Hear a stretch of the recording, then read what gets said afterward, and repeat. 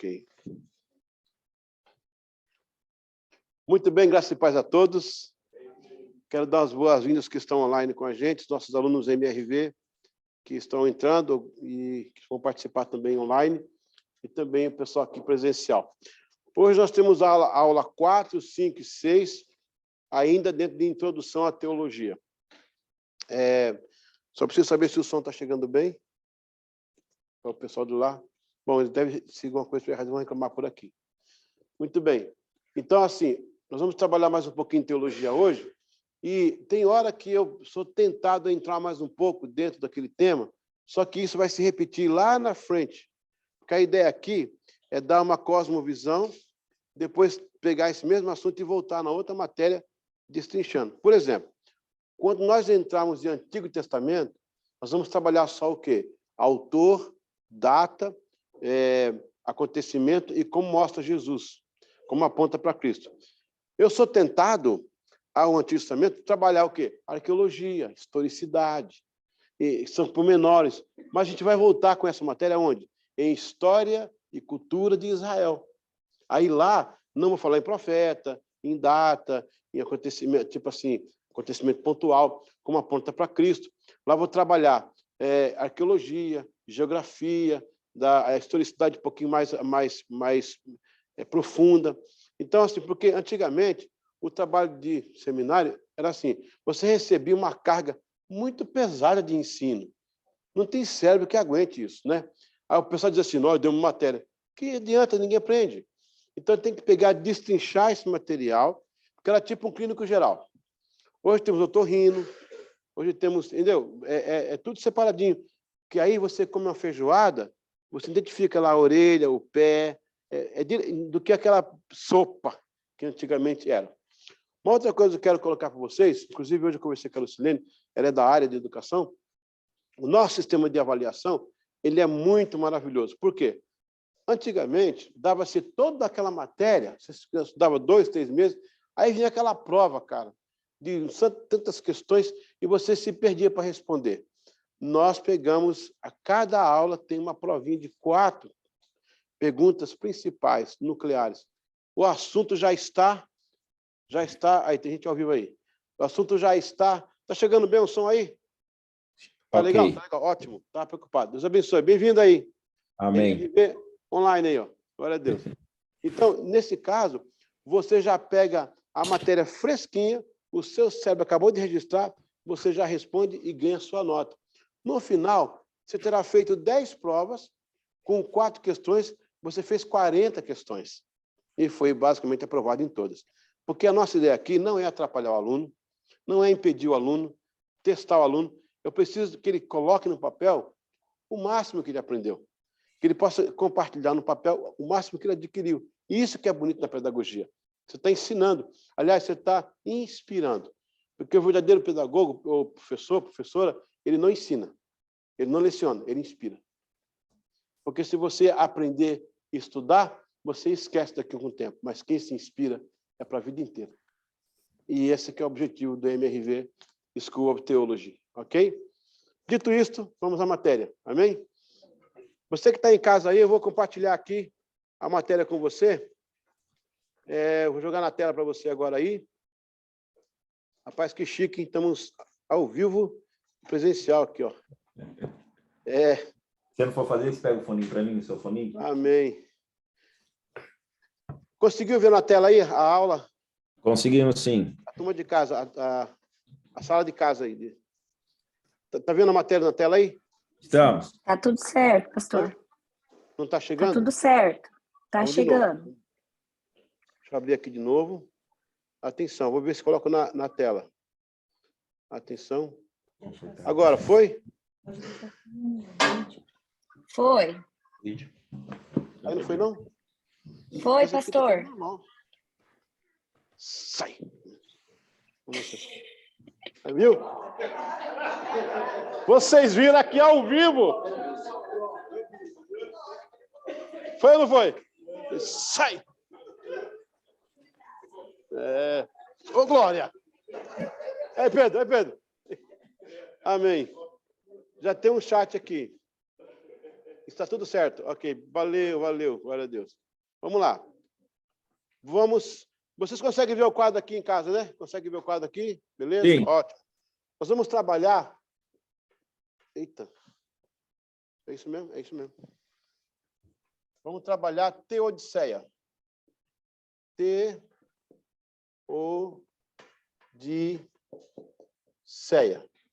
Teodiceia. Teodiceia é um termo que identifica Deus como juiz e tudo que ele faz é por justiça. Portanto, Deus poderia ter criado Adão e Eva e ter escondido o mal e o pecado. E todo mundo, até hoje, estivesse numa nice, todo mundo bem, de boa. Só que lá dentro do coração de Deus estaria uma pergunta: por que eu não mostrei o mal também, se o mal existe? Então, Deus, por ser justo, ele arriscou o seu plano, permitindo que alguém pecasse. E nós vamos ensinar aqui nessa aula de teologia que pecado, que o mal para nós é um estado. O mal é um estado criado dentro do propósito de vida.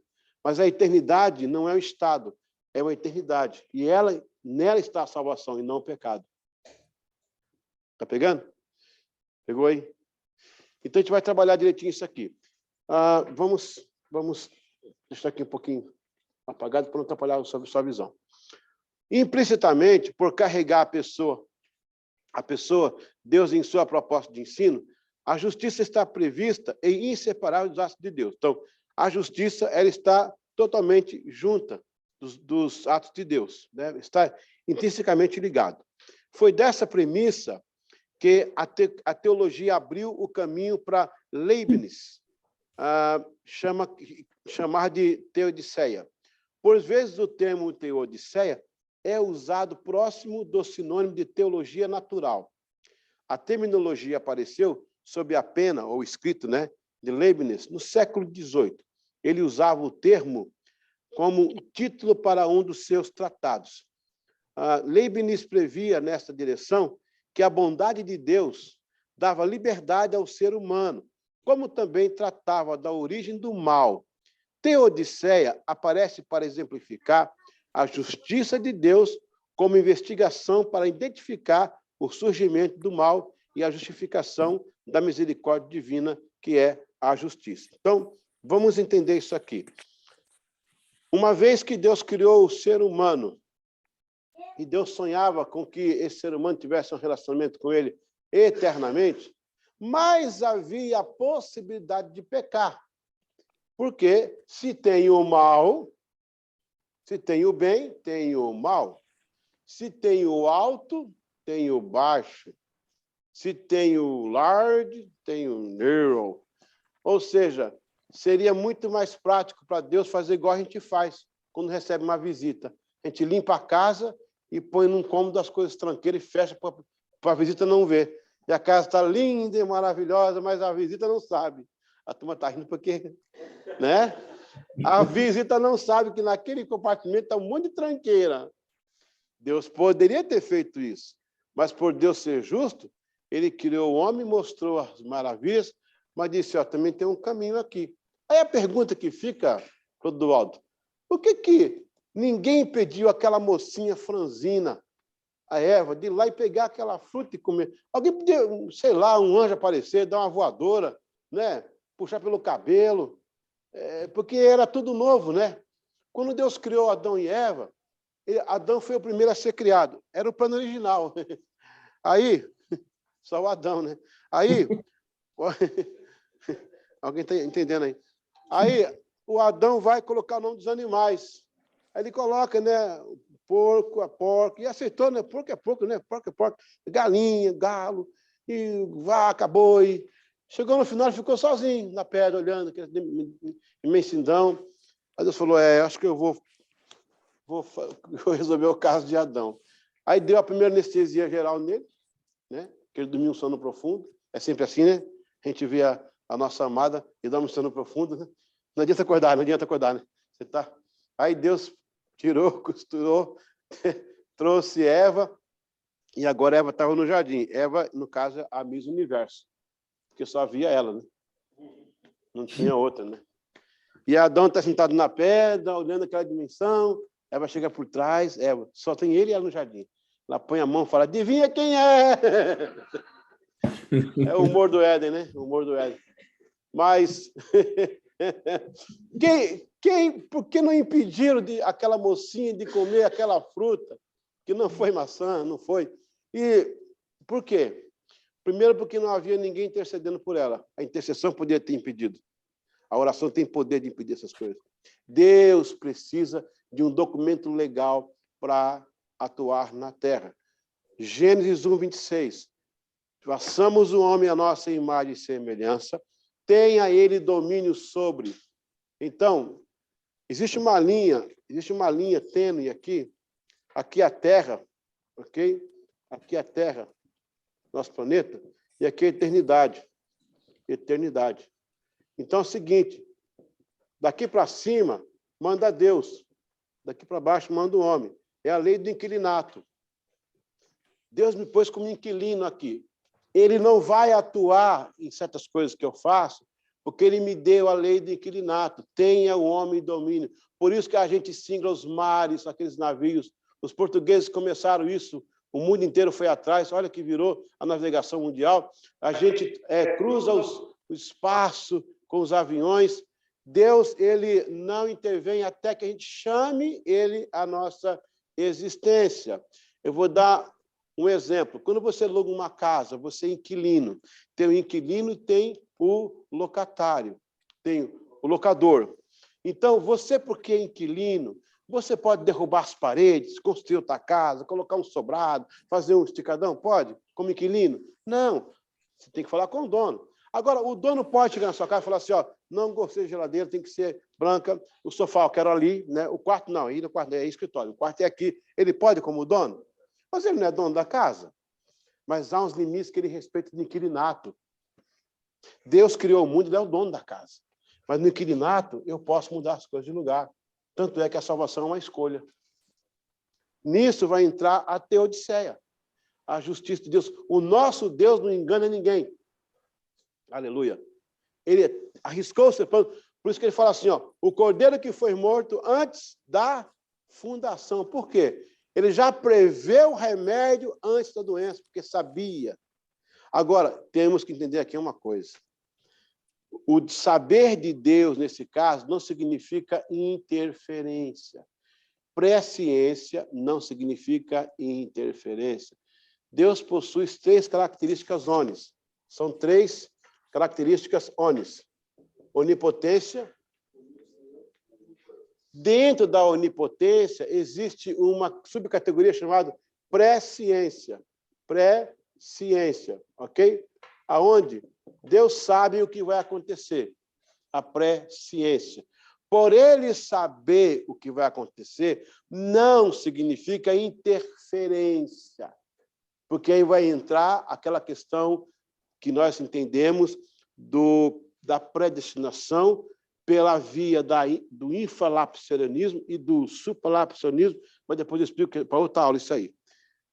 Deus, pela presciência, sabendo o que ia acontecer, ele colocou sinais de trânsito.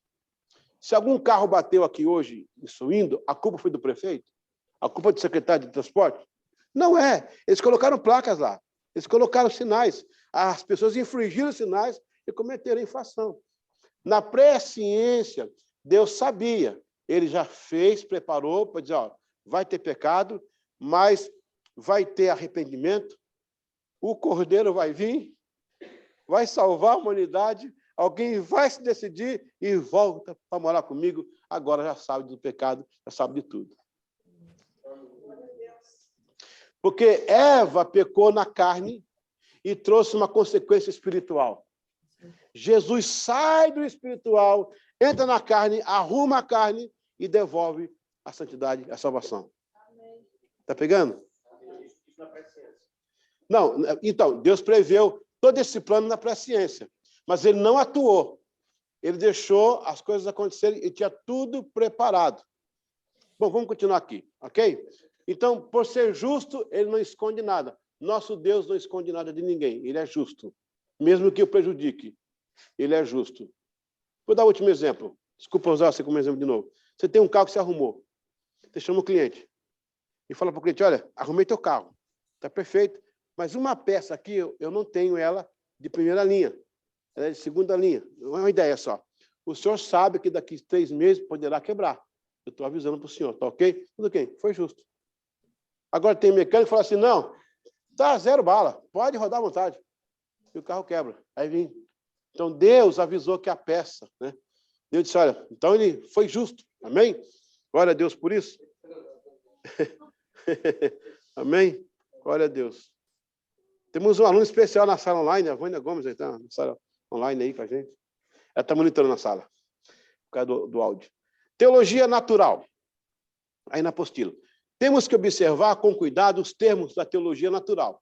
Teologia natural pertence a uma linha de investigação dentro da filosofia que pretende evidenciar a existência de Deus por vias filosóficas e a extensão do pensamento profundo. É quase como o gnosticismo aqui. Na verdade, soa mais perto do gnosticismo. Acabei de falar, está aqui no gnosticismo. Esta vertente prega não usar qualquer lei sobrenatural, aí nesse caso, tiro empírico, ou recurso fora da filosofia. O termo em si foi cunhado por Varrão, Teologia Naturalis, e foi amplamente mencionado por Agostinho de Hipona. Curioso é saber que, ao mesmo tempo, essa teologia natural é baseada na razão e na experiência. No ponto da razão, eles tentam explicar a divindade racionalmente. Porém, no quesito experiência, aparece uma mínima abertura para o empírico e sensorial. Todavia, pouco considerável para eles. Ponto aqui. Olhe para cá agora. A teologia natural está na academia, ela está presente na academia. Por quê? Eles tentam explicar um Deus pela linha da divindade. Ah, ele está andando. Ah, ok. Eu pensei que tem que travar, né? Ok. Semana que vem, dá mais arrumado aqui, vai ficar legal. Tem uma travinha aí. Como é que está lá online aí? Estão vendo aí online? Vai, não estou conseguindo ver aí o quadro. Aqui. Ai, travou. Aqui, esse aqui também. Está travando. Aqui. Precisar travar, só chamar o Darcy, que ele trava tudo aí. Muito bem. Vamos lá. A teologia natural, ela é a teologia pregada pela academia. A academia é muita cara de pau. Eles não querem esconder que tem um Deus, para não criar confusão, eles fazem o politicamente correto. Não, temos as divindades. Só que o meu Deus não é divindade, ele é Deus. É o único Deus. É o que Israel falou quando Israel saiu do Egito, carregando as posses que o Egito deu, depois de tantos anos escravizado, com as costas cheias de chicote.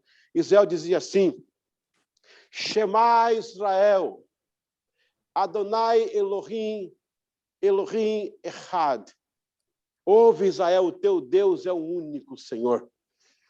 Eles trazem a teologia para o natural, mas como é que explica uma divindade no naturalis? Eles têm que colocar um objeto de motivação, que seria a questão da sabedoria, do conhecimento. Então, por eu conhecer, eu me salvo. Por eu conhecer, eu alcanço a divindade. Ele pode alcançar a divindade deles. A nossa é pelo sangue de Jesus. Ele é o caminho, a verdade e a vida. Nós vamos entrar na matéria mais na frente, e vamos trabalhar um pouquinho essa questão do aletheria, do eletéria, e você vai ficar abismado com esse negócio da verdade, o caminho e a vida. Muito bem. Nessa concepção, quando você for abordado por um universitário de Oxford, a Pirapora, não importa, qualquer universidade, quando ele vê aqueles papos de divindade, sei do quê, aquela explicação todas bonitas, você fala, ó, teologia natural. Mas por quê? Porque o nosso Deus não se entende pelo natural. A salvação é pela fé. O justo será justificado pela fé. Eu não posso explicar, o Emmanuel Kant falou, né? Tudo bem, eu até creio que Deus existe, mas tem que tocar nele. Eu não descarto a possibilidade da existência de um Deus, mas eu preciso tocá-lo. Um dia, a professora ensinando isso na sala, falando sobre essas coisas, um aluno falou assim, professora, faz o seguinte, enfia a mão na tomada, fala que não existe energia. Só não vê, só não toca. Enfia a mão no dedo lá, põe o dedão, põe os 2 dedos para pegar o positivo e o negativo. Toma o choque e fala que não tem energia. Acabou, arrebentou com ela. Gente, a gente arrebenta com esses caras. Por exemplo, o Big Bang. Quantos creem no Big Bang? Porque o Big Bang foi bang, Big Bang e tal. O que é a teoria do Big Bang, né? Foi uma explosão que teve. Aí você vai, mas quem fez a explosão? As poeiras cósmicas se encontraram. Quem fez a poeira cósmica? O resíduo. Mas quem fez vai chegar em Deus. E está escrito na Bíblia. Aí eu falei, professor, eu creio no Big Bang. O senhor crê sim. O Big falou e Bang aconteceu. Tem que quebrar essa gente, meu. Tem que ter. Não tem. Não é não. O que é o Big? O que é o Big Boss? Ele falou e bang, aconteceu. Haja, aconteça, apareça. Glória a Deus. Amém. Desculpa aí, se não fizer, eu explodo. Eita, glória a Deus. Deus falou e ele fez. Ele é o Big. O Pedro anotou ali. O Pedro anotou ali. Mas é verdade. Então, assim, não adianta discutir com esse povo que só vê pelo lado natural. Paulo falou isso, gente. O homem carnal não entende as coisas espirituais. Então, mas só que eu estou aqui ensinando para você se preparar. E quando vier essa conversinha, você tem aqui uma pedra, entendeu? Você tem um tijolo para a pessoa acordar. Está aí, teologia natural. Agora, o Agostinho de Hipona é aquele do 5º século, não é o Agostinho da Cantuária aqui, não. O da Cantuária aqui é do século IX. É o de Hipona, é o filho de Mônica, é o advogado de Milão, que discutiu com os donatistas. Esse aí, que é Agostinho de Hipona. Ele veio carregado de filosofia. Ele teve uma grande participação na teologia mundial, claro. Ele tem o seu lugar. A gente não pode desmerecer o trabalho de Agostinho de Hipona, até porque ele abalou a estrutura da época, né? Mas ele vem com muita classificação da mitologia grega para o Evangelho. Nós vamos trabalhar essa matéria em história do helenismo. Nós vamos fazer uma matéria aqui que vai desmistificar essa questão da teologia grega, a influência grega na teologia cristã. Vai ser muito boa essa matéria. A nossa sorte é que Tomás de Aquino, no século XIII, 1250, ele pegou uma seringa, injetou na veia da igreja e puxou todo tipo de filosofia, e a gente está dizendo que a teologia é superior à filosofia. Então, essa teologia natural. Vamos para a terceira, que estou louco para fazer essa prova logo com vocês. Vamos lá. Teologia da revelação. Essa teologia é baseada nas experiências pessoais, na proximidade do relacionamento com Deus. Tanto em Gênesis como em João 1, a Bíblia nos fornece evidências da vida presente de Deus e o mesmo se revelando, olha a palavra revelação, através da sua obra de criação. As palavras dabar e logos, ok? No hebraico, dabar está para ação, movimento, a palavra ação. Logos, no grego, da mesma maneira, palavra como conotação de coisa, fato, e muitas vezes vem como verbo, e verbo é ação em movimento, né? A revelação é a palavra, o fato ou a ação de Deus na história. É uma palavra escrita e são ações concretas. Por isso, pode-se dizer que a revelação é manifestada, não apenas escrita. E isto se dá com Jesus Cristo, que é a palavra, é a revelação, pois ele que dá a conhecer. Aí tem as referências para você estudar aí, e até uma dica de uma revista. Muito bem. Teologia para nós, ela é revelação. Eu vou trabalhar o revelamento, o develamento, mas não outra matéria. Isso aqui a gente vai dar só uma pincelada. Jesus é o verbo de Deus. O verbo, ele coloca em ação o pensamento. Repita comigo, o que eu penso, vou acabar falando. Vou acabar falando. Eu falo, vou acabar fazendo. Vou acabar fazendo. Eu faço, vai se tornar meu caráter. Vai se tornar meu caráter. Meu caráter. Meu caráter. Será meu destino. Será meu destino. Tem que ter cuidado com o que você anda pensando. Porque vai acabar falando. Deus pensou, verbalizou em Jesus. Por isso que ele é criação. Olha que interessante. A Bíblia fala que quando Adão pecou, a terra produziu espinhos e abrolhos. Sim ou não? Espinhos e abrolhos. O que é que Jesus leva na cabeça? Uma coroa de... Presta atenção agora. Quando o sangue sai da cabeça e molha o espinho, está remetendo ao espinho do Éden para a cura de toda a criação. Por isso que o sangue de Jesus Cristo, seu Filho, nos purifica de todo o pecado. Não é só o pecado meu da eternidade, mas que afetou a natureza. Portanto, o espinho é a primeira aparição do pecado.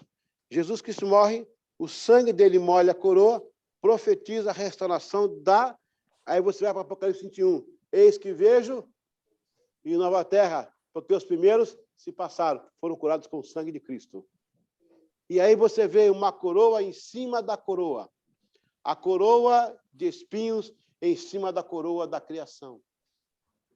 Mas você vê em Apocalipse que a coroa da criação vai coroar os filhos e filhas de Deus, que são os crentes em Cristo. Seremos coroados com Cristo. Ao que vencer, receberá a coroa da vida e vai... A coroa de espinho foi compartilhada com Jesus. Mas ele tira a coroa, o sangue tira a maldição, restaura a natureza, e agora a coroa que era só dele, de criação, ele vai share com o seu povo. É o único rei no mundo que compartilha de fato o seu reinado. Você ouviu falar que o rei da Inglaterra partilhou sua coroa com alguém? Eu vou fazer uma réplica para todo mundo usar aqui, que todo mundo que é inglês vai usar a minha coroa. Hã? Pois é. O rei dos reis não tem problema de fazer isso. Porque ele não tem medo de perder a coroa para ninguém. Ele é vencedor e saiu para vencer. Glória a Deus. Todos seremos reis com Cristo. Reinaremos sobre a terra, sobre o universo. Glória a Deus. Com Cristo. Amém, igreja? A teologia da revelação. Deus usa a teologia, mas eu expliquei na outra matéria, na outra aula, que ele não depende da teologia para se revelar. Ele usa como um dos meios de sua revelação. É a forma dele se apresentar a nós. Por isso, ele usa a língua, ele usa a expressão, a teofania, ok? É quando Deus se expressa na linguagem humana. A mão de Deus está... Mas Deus não tem mão, ele é espírito. O espírito não tem mão. Mas por que ele fala? Porque é a nossa linguagem. Lembra que eu falei que eu preguei na África, lá não tinha pão? E eu preguei que Cristo era a mandioca da vida, porque lá a mandioca é o pão deles? Eles entenderam. É isso, é a linguagem. E tem o antropoformismo, que é outra linguagem, mas eu vou deixar para outra matéria, porque é mais um pouquinho. Então, a gente está nadando aqui por cima, daqui a pouco dá um mergulho legal. Você vai sentir aí, tá bom? Jesus, então, é essa revelação de Deus. Quem vê a mim? Exatamente. Ele está se revelando, né? Deus se revelou, todos apontaram para Cristo, estava todo mundo apontando para Jesus, e quando ele chegou, ele falou, agora sim, agora eu sou o caminho, eu sou a porta, eu sou a verdade, eu sou a vida, eu sou a bússola, eu sou o reino, eu sou a paz, eu sou o príncipe, eu sou o herdeiro, eu sou o filho, eu sou o Senhor, eu sou o Salvador, eu sou o Redentor, eu sou o que cura, eu sou o que sara, eu sou o que levanta, eu sou o alfa, eu sou o ômega, eu sou o princípio, eu sou o fim, eu passeio pelo castiçais, sou eu!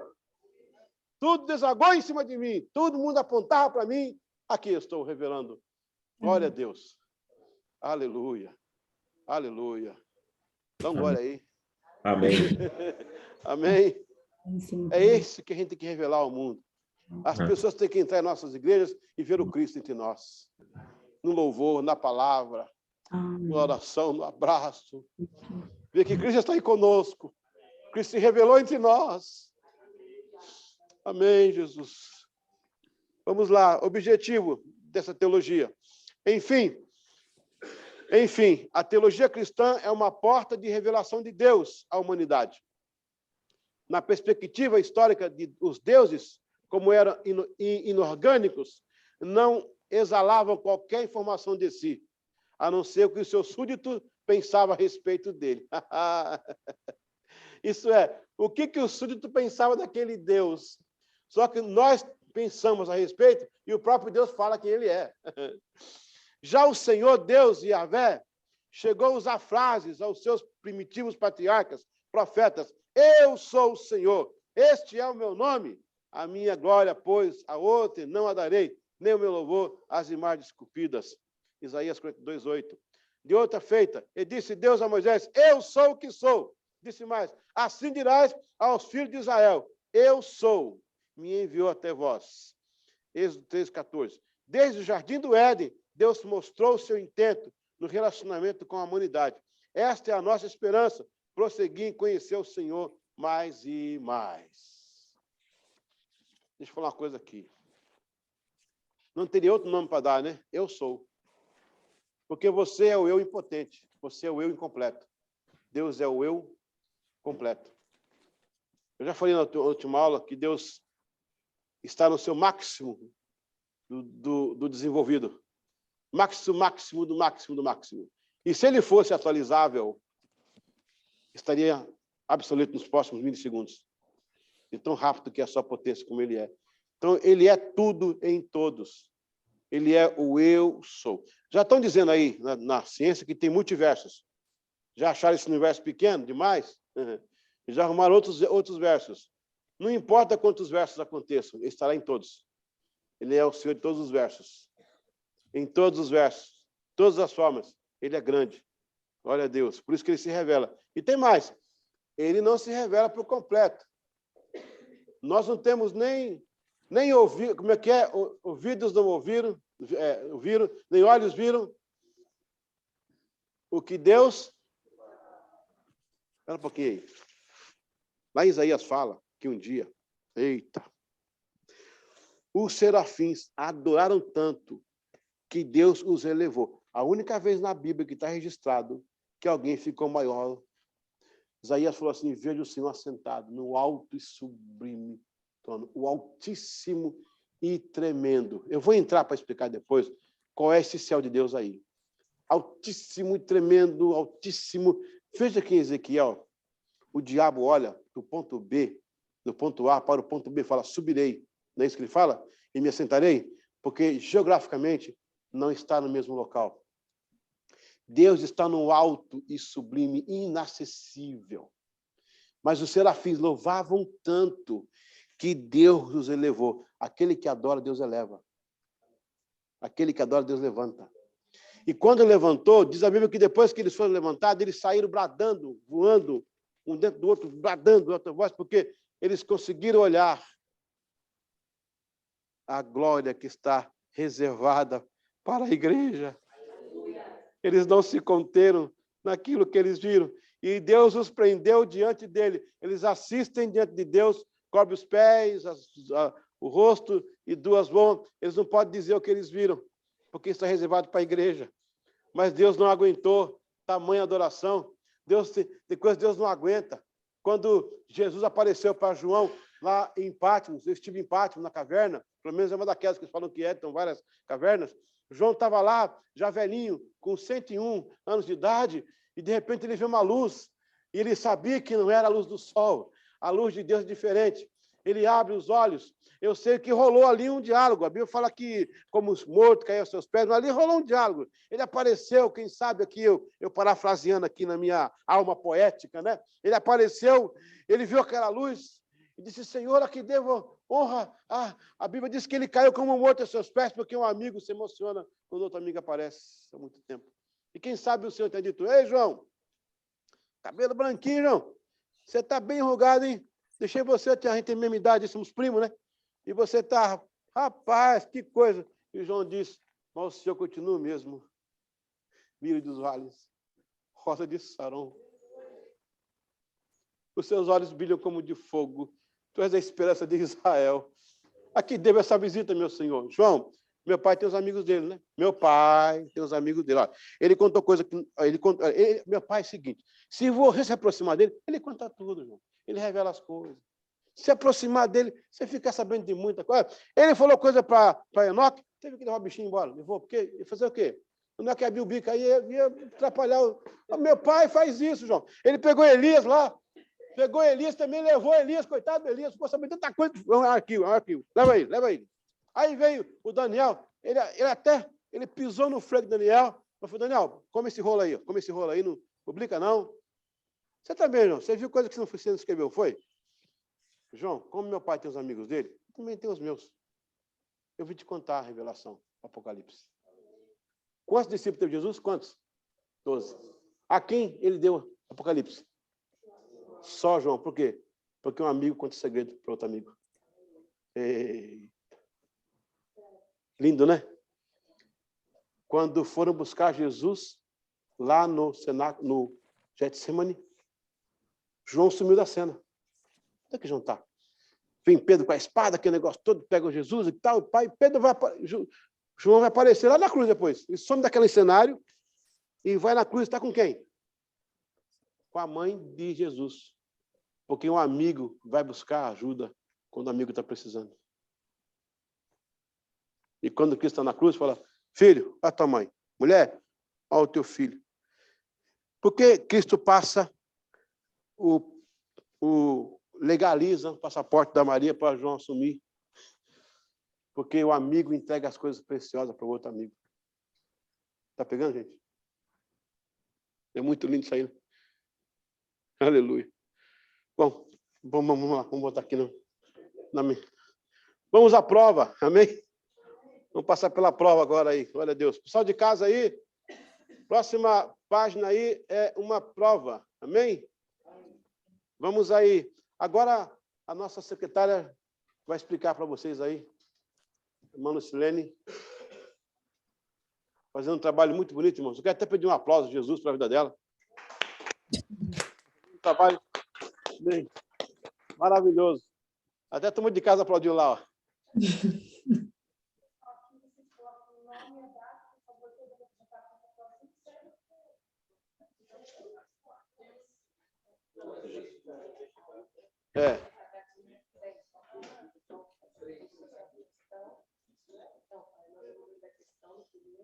Pessoal de casa aí, vocês vão responder, vai pegar suas notas e mandar pelo zap para a irmã Lucilene, mas é no privado, não coloca no grupo não, porque você pode fornecer a cola para alguém. Passa para a irmã Lucilene, tá bom? É só colocar aí no final, 1A ou B ou C, 2A, 2B, o que você respondeu e manda para ela no privado. Ela vai lançar aqui no seu histórico. Então, vocês vão fazer agora o número 3, o 15 número 3, e aqui o número 4. É o 4. Pera, 3. 3. Não, 3.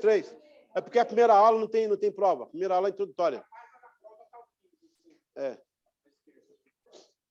Esse daqui não, na escola é a B. A primeira aula ela é introdutória, não tem prova. E nem a última. Não, tudo bem, já foi lançado aí o...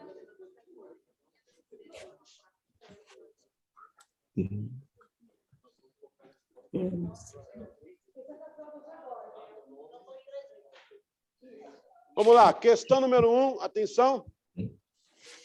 O que significa o termo teodiceia, segundo Leibniz? A, graça de Deus. B, amor de Deus. Ou C, justiça de Deus. Se você acha que é a graça de Deus, coloca um A. Se acha que é o amor de Deus, coloca um B. Se acha que é a justiça de Deus, coloca um C. Teodiceia. Teologia. Okay? Pergunta número 2. Na teologia natural, reúne-se duas coisas. Na teologia natural, reúne-se duas coisas. A, experiência e verdade. B, razão e experiência. Ou C, razão e vontade. Na teologia natural, reúne-se duas coisas. Se você acha que é experiência e verdade, coloca 2A. Acha que é razão e experiência, coloca 2B. Se acha que é razão e vontade, coloca 2C.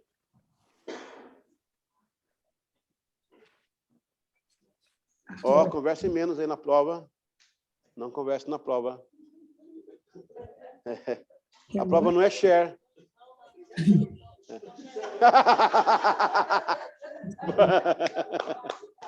Boa. Ok, então não cheire na prova. Não cheire na prova. Muito bem. Número 3. A teologia baseada na experiência pessoal, com proximidade no relacionamento com Deus. A, teologia da revelação. B, teologia da redenção. C, teologia da doutrinação. A teologia é baseada na experiência pessoal, com a proximidade no relacionamento com Deus. Se você acha que é a teologia da revelação, coloca um A. Se acha que é a teologia da redenção, coloca 3B. Se acha que é da doutrinação, coloca 3C. Essa apostila Última aí. questão. Qual é o objetivo da teologia? A. Abrir a porta da revelação de Deus à humanidade. B. Dar oportunidade de suportar os juízos. Essa foi de graça, hein? C. Mostrar a beleza da constelação. Gente, essa foi de graça. Essa é bônus, tá? Qual é o objetivo da teologia? O objetivo dela é o quê?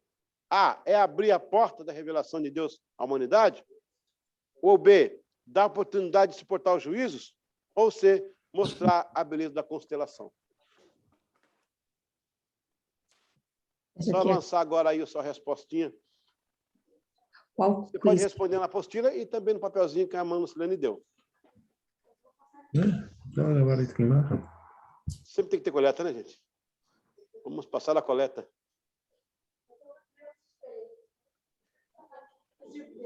Aí tinha uma igreja, na hora da oferta, a igreja cantando assim, ó. Quem tem, dá. Quem não tem, tira. Quem tem, dá. E o cara passando, só colocando. Quem tem, dá. Quem não tem, tira. Quem tem, dá. Quem não... Aí chegou o Monzé não tinha. Passou a sacolinha, pegou a mão. A igreja pôde cantar. Porque quem tem, dá. Quem não tem, tira. O Zé pegou. A igreja pôde cantar. Aí todo mundo deu para ele. Aí fez assim, ele colocou. Quem tem, dá. Quem não tem, tira. Agora ele tinha, né? Agora ele tinha, ele colocou lá. Eu vou colocar. Tchau. Ok. Tem um chat aqui. O que está acontecendo no chat? Tá bom? O que é teofania? Ah, teofania é quando Deus se expressa na linguagem humana. Os meus olhos estão vendo. Ele não tem olho. Mas para você entender, né? Meus olhos estão sobre a terra. Minha mão está estendida. É a manifestação de Deus na linguagem humana. Beleza? Exatamente. Pois. Quando o cordeiro apareceu lá no filho de Isaac, aquilo não é uma teofonia? Não, é antropoformismo. É quando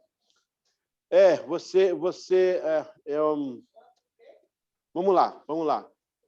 O fogo vi Deus, vi uma chama de fogo. Deus estava na chama de fogo, né? É uma forma que Deus se expressou no fogo. Agora, na linguagem humana, teofania, meus olhos, meus ouvidos estão ouvindo, isso é teofania.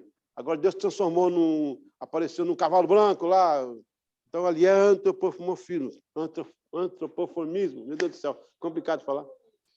Deus assumiu a forma de alguma coisa, de algum ser, entendeu?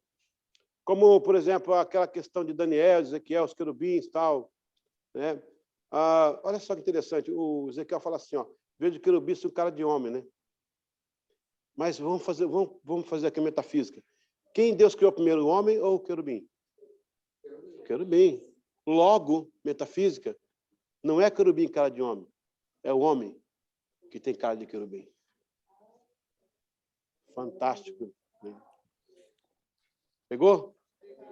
Aleluia. Então, antropoformismo é Deus assumindo a forma de algo, né, para se revelar. Teofania é a expressão de Deus, a humanidade como o homem em si, né? Minha boca está falando, né? É a Sofia que tem a cara de Darcy. Mas quem é a Sofia, filha? Então tá certo. Amém. Ok, pessoal. Vamos aí uns 5 minutinhos para tomar uma água. Descansar aqui um pouquinho. Turma de casa, daqui 5 minutos. Pode jantar aí, volta daqui a pouco, tá bom? Fica ligado aí.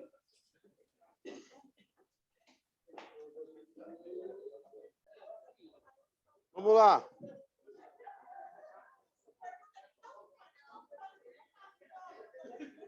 Atenção.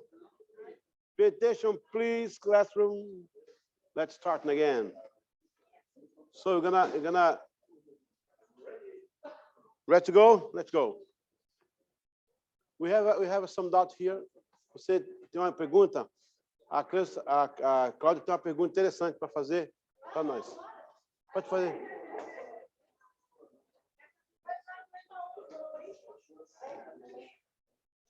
Vamos lá. Tá gravando? Vou pôr aqui que foi melhor. Mejor aqui. Mejor acá, pero está bien claro. Atenção, Cláudia. A pergunta é a seguinte: eu estou perguntando para o pastor por que quando Jesus estava no Getsemane, os discípulos não iam e não conseguiam orar por ele, por que eles se angustiavam tanto? O que eles pensavam? Eles pensavam que a oração dos discípulos ia mudar aquela situação. Estou falando de homem, dele como homem. Ia mudar a situação que já.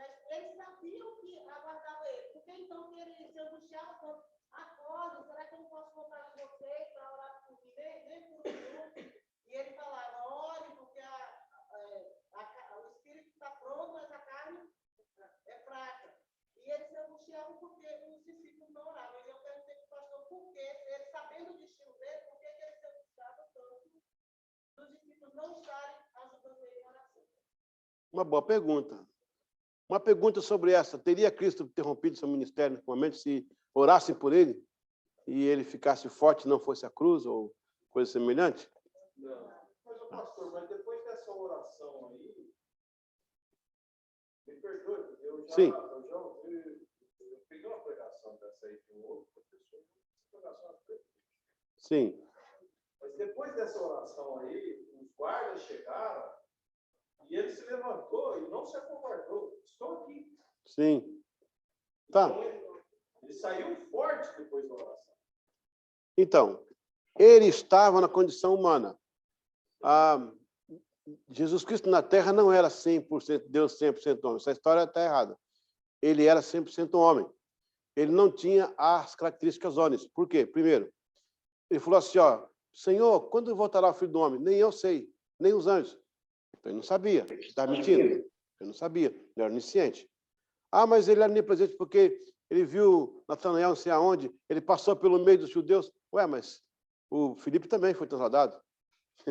Deus podia usá-lo assim. Então, ele não tinha as características onis, porque se ele tivesse, a cruz teria sido um teatro. Deus um sentidor.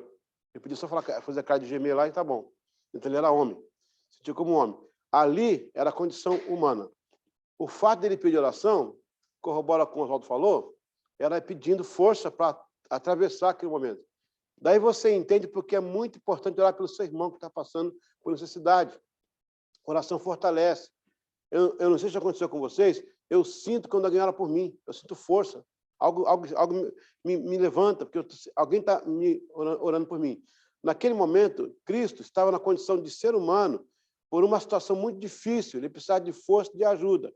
E para completar, os discípulos estavam lá dormindo, né? Teve um pregador herege que falou que os discípulos tomaram muito vinho na ceia e não conseguiram acordar depois. Isso é heresia, né? Heresia. Bom, mas eu quero explicar um pouquinho mais profundo isso aí agora. Eu pessoalmente, fiz o trajeto 2 vezes, indo a Israel, na minha 3ª viagem ou 4ª viagem, me encafifou aqui uma coisa. Jesus estava, ele estava no cenáculo, ok? No cenáculo, que fica no Monte Sião. Monte Sião. O Calvário está aqui. O Calvário está aqui. Ele poderia descer aqui, virar à sua esquerda, passar o mercado árabe, a porta de Damasco, atravessar, passar o jardim do túmulo e morrer na cruz do Calvário. Ele sai daqui, ele passa atrás do templo, ele passa a porta de Dan, ele desce o vale de Sidrom, ele passa em frente ao túmulo de Ezequias, túmulo de Josafá, ele sobe até o Getsemane e aqui ele sofre agonia. Aqui estão os muros de Jerusalém, aqui está a entrada da porta das ovelhas, isso. E ele sofre aqui. Eu fiz uma vez eu fiquei, quando eu comecei a fazer as caravanas em Israel, eu comecei a me perguntar, por que ele fez isso? Você já ia morrer? Por que ele faz isso? Eu economizaria tempo, sofrimento, sacrifício, Ia logo e morria, e resolvia a situação e ia para casa. Ele me sai daqui para fazer um caminho quase 3 vezes maior do que esse aqui. Ele gastaria 1 hora e pouco. Aqui foi quase 6 horas. Ou, não sei, 5, 6 horas. Então, eu fiz o trajeto pessoalmente. Eu caminhei. Eu saí daqui chorando, né? Porque meu Senhor passou por ali. Fiz o teu trajeto, fiz o outro, Pedro. Fiz. Aí fiquei mais em dúvida. Por que ele fez isso? Ele alongou o sofrimento? Ele queria se alongar mais? Respondendo a sua pergunta. Ele era homem. Psicologicamente, ele não estava em força de sair daqui e pegar uma cruz. Ele não podia falhar. Porque ele falava, Senhor, passa de mim esse cálice, porque ele não podia morrer ali. Ele tinha que morrer na cruz. E agora, ele sai daqui, sobe, e eu fui lá no Getsemane. E fiquei andando, rodando, perguntando, mas por que ele vem para cá? O que tem esse lugar aqui? O Senhor falou comigo. Aí uma revelação que Deus me deu. Não li esse livro, não. Não li esse livro. O Senhor falou assim, vai andando em frente, para em frente ao jardim. Quando eu parei, levanta sua cabeça. Quando eu levantei, é em frente à porta, você sabe, né? Em frente à porta de ouro. O Golden Gate, portão de ouro, portão dourado. O Getsemane, que é lugar de prensa, Getsemane, lugar, Semane, de imprensar, está de frente à porta de ouro. Jesus vai ali e pede oração, ele está desesperado, porque a condição humana... Gente, ele vai carregar o pecado de toda a humanidade. Vocês não têm ideia do que é isso. Já tinha sofrido, né? Ali no Getsemane, as gotas de sangue no seu corpo. E agora ele está naquela situação, ninguém orou por ele, teve que ir um anjo do Senhor para confortá-lo. Mas aí ele olha para o Golden Gate. Sabe o que acontece? Deus falou comigo, no seu maior desespero ministerial, procure as minhas promessas. Jesus posicionou e falou assim, ó, hoje eu sou réu, um dia ali eu serei juiz. Hoje eu sou ovelha, ali eu serei leão. Hoje eu sou o súdito, ali eu serei o rei. Hoje eu sou arrastado, ali eu vou entrar com um cavalo branco. Naquele momento ele alimentava a sua esperança e tomando forma, e tomando sonho, e reabastecendo para enfrentar a cruz do Calvário. Aí ele se levanta e leva a cruz até o final. Isso dá uma mensagem. Você nem sabia dessa resposta quando perguntou. Procure a sua porta de ouro. Deus tem uma porta de ouro para você. Momento mais agudo da sua vida, olhe para as promessas e diga, eu serei ali, ó, o que o Senhor falou. Vou viver o que o Senhor falou que eu vou viver. Eu vou ter o que o Senhor falou que eu vou ter. Eu posso estar sendo agora arrastado, arrasado, cuspido, xingado, batido, preso. Mas um dia eu vou passar por aquela porta que Deus está me dando. Amém?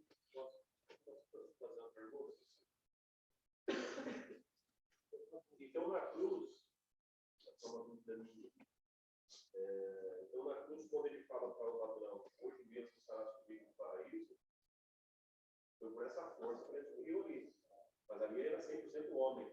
Ah, sim, 100% homem. Então ele estava acreditando que realmente ressuscitaria no 3º dia. Mas Sim. ali foi pela fé, não foi sim. Sim. Não falou como Deus, então, né? Jesus sofreu em carne, diz a Bíblia. Ela é bem clara. Então ele foi como homem mesmo que ele fez essa promessa. Exatamente.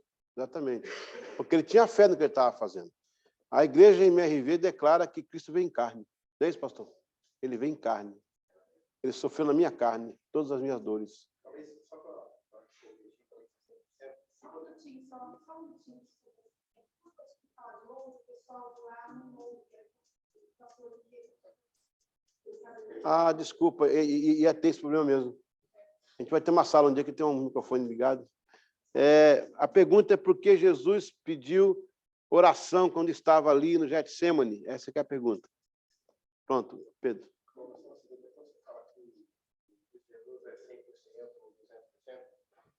A porcentagem limita o direito dele ser. E talvez a fala certa seria plenamente. Ele é plenamente Deus, ou plenamente homem, ou plenamente Deus. Ele é pleno. Se tira a porcentagem, coloca pleno. Jesus Ok. pleno homem e pleno Deus. Não, pleno Deus não poderia. Plenamente. Efésios 2:7. Ele se esvaziou da sua glória. Ele veio como homem mesmo. Porque se eu falar que ele tinha deidade, eu tiro a dor dele, o sofrimento. E o fato, as coisas que aconteceram... Seria só o 100% homem, o 100% Deus, por exemplo. Plenamente homem. Plenamente homem. Mas Não plenamente Não. Não 100% Deus, mas ele era plenamente homem. Plenamente homem. Porque se ele tivesse como Deus, ele teria feito um teatro para nós na cruz do Calvário. Deus sente dor, né? Então, e Efésios 2:7, ele se esvaziou, tomando a forma de servo. Ele abdicou. Ele fala, me dá aquela glória que eu tinha contigo. Ele fala isso. A glória ficou lá. Agora, quando ele ressuscita, ele vem com a característica onis. Agora, ele é um ser que atravessa a parede e come um peixe. Mas e o poder? Tudo bem. Mas e o poder todo que ele tinha? A hora que o soldado pergunta para ele assim, quem é Jesus? Ele fala, sou eu. E os caras, cai pro chão. Ó, eu tenho a sombra de Pedro que curava? Então, o que ele já fez no ministério humano é o que a gente pode fazer. Exatamente. Não, porque senão me frustra. Porque senão me... Porque se... Oswaldo, segura aí. Porque senão me frustraria. Tem uma pergunta, tem? Não, tem uma pergunta? Não foi, não? Porque senão ele me frustraria. Quer ver uma coisa? Pastor Cido, Jesus não precisava ter um Judas no ministério. Não.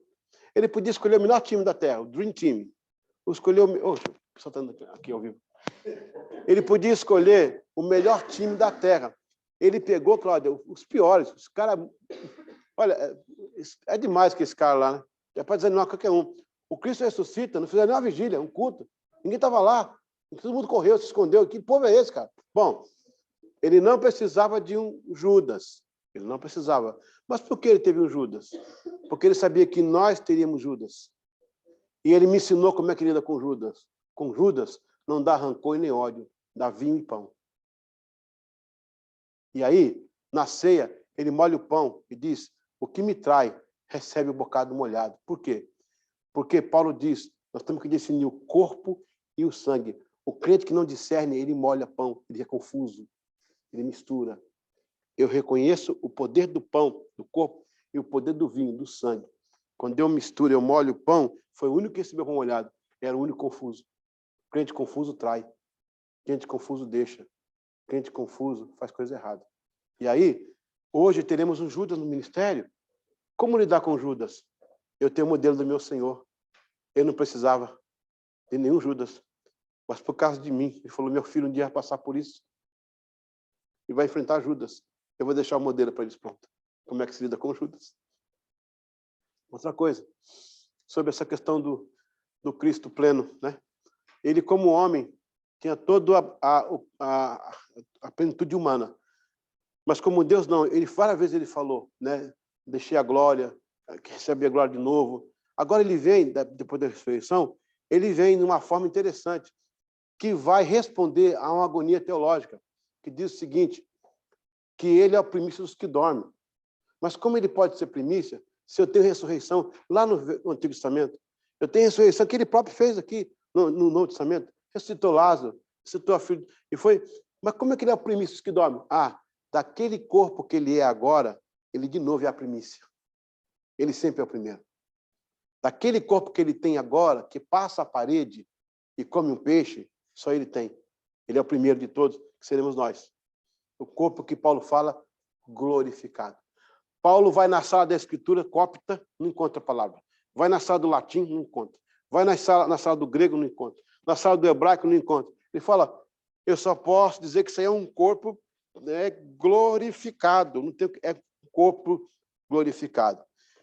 Nesse caso, ele é primícia. Ele é o primeiro desse modelo. Veja, nós somos corpo, alma e espírito, certo? Nós somos tricótomos. Uma tricotomia. São três naturezas, tricotomia, corpo, alma e espírito. Jesus tem uma natureza diferente. Ele tem corpo. Zacarias fala, tocaremos nas suas mãos e perguntaremos, que são essas feridas? Fui ferido na casa dos meus amigos. Ele tem espírito. Em tuas mãos entrego o meu espírito. Ele tem alma, porque ele tem vontade, ele tem desejo. Agora, só que ele passa por uma parede. Como? Então, nesse caso, ele chega a ser quadricótomo. Eu vou explicar isso aí. É uma natureza que ninguém tem, ninguém conhece, ninguém sabe, só ele tem. Mas João falou, assim como ele é, o veremos e seremos semelhantes a ele. Presta atenção.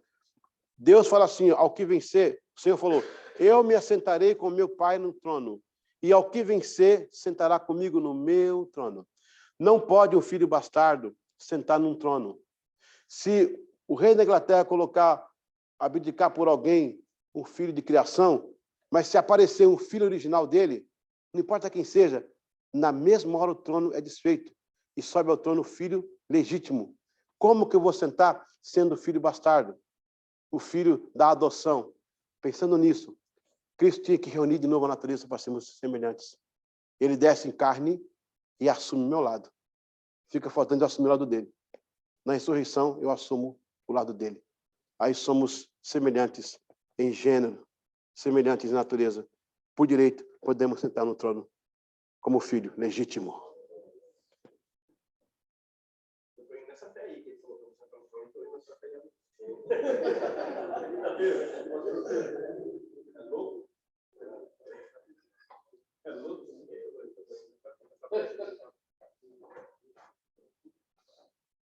Aleluia. Assim como ele é, o veremos e seremos semelhantes a ele. Pega a palavra semelhante. Vamos voar para o Gênesis. Criou o homem. Então já éramos antes. O pecado usurpou. Deus está botando só porque é dele. Fechou aí? Meu Deus.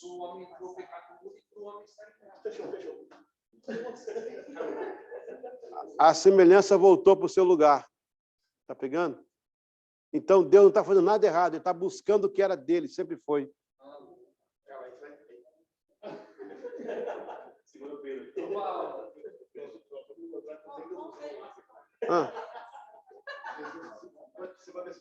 Então, pessoal, quando eu explicar, não pode conversar, senão perde. Eu tenho que voltar a aula.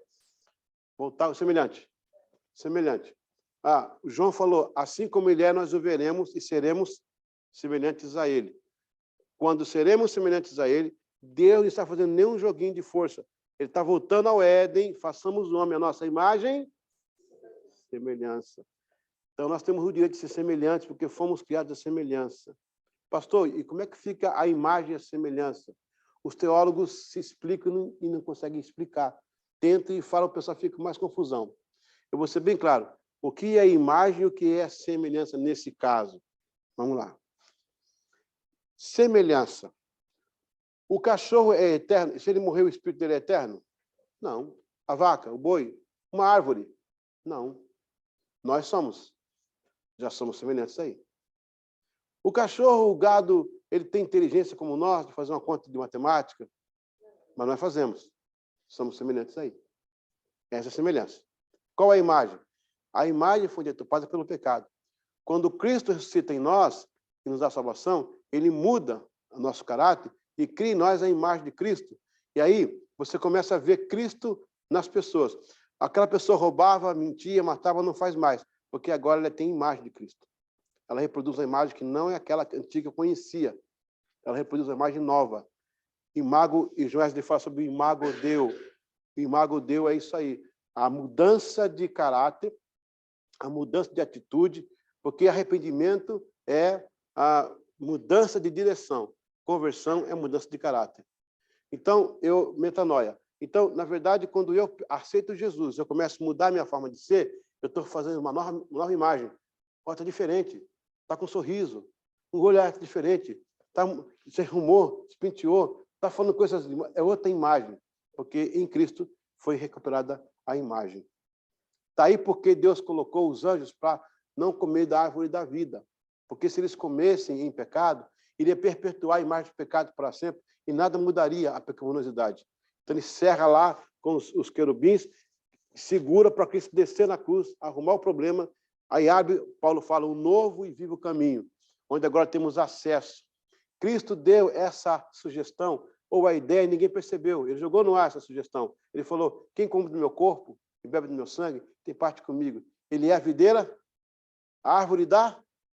Pode comer da árvore agora, porque agora você é salvo em Cristo. E pode perpetuar a sua salvação. Amém?